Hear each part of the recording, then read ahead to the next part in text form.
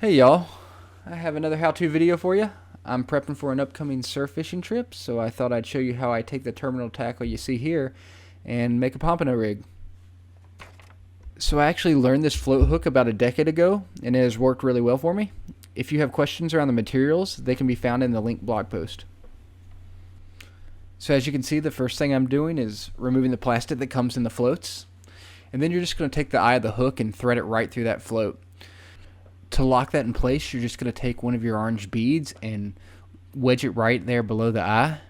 That will wedge it pretty good, but it's not going to stay there permanently. So what you're going to need to do is take some hot glue and first just put some over the bead and touch a little bit on that eye, and that'll lock the eye in place somewhat. But most of the support is going to be once you fill the back cavity of the float with hot glue. So I overfill it probably a little bit here, but it'll work. Drop that into the water and that glue will cure through.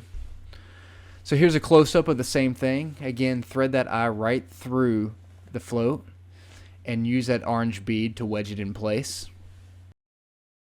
As you can see, sometimes the orange bead will push pretty far in there. Again, the hot glue is really what holds these in place. So put some hot glue on there, touch it on the eye a little bit like I said before. You can see this one spinning a bit.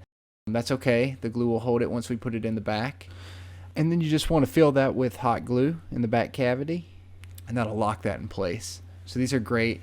They'll stay, they'll float up, and once they do eventually come undone, I just put them in my tackle box and bring them home to, repair next time I make float hooks. So drop that in the water, and then we can talk about adding them to a leader.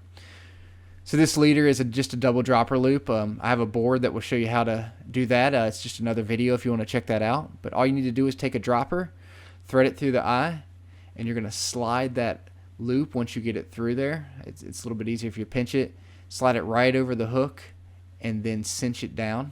It's not even a knot, so these are actually really easy to take apart. I just cinch it down.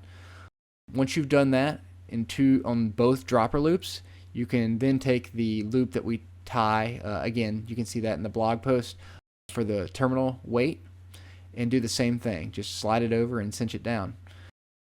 Ultimately, what you end up with is a really minimal dropper loop, not like you would see tourists buying in Walmart at the beach. There's just not a lot of metal on this thing, and it makes it very clear in the water, especially using fluorocarbon. And you just put some fish bites on these and you're set to catch some pompano.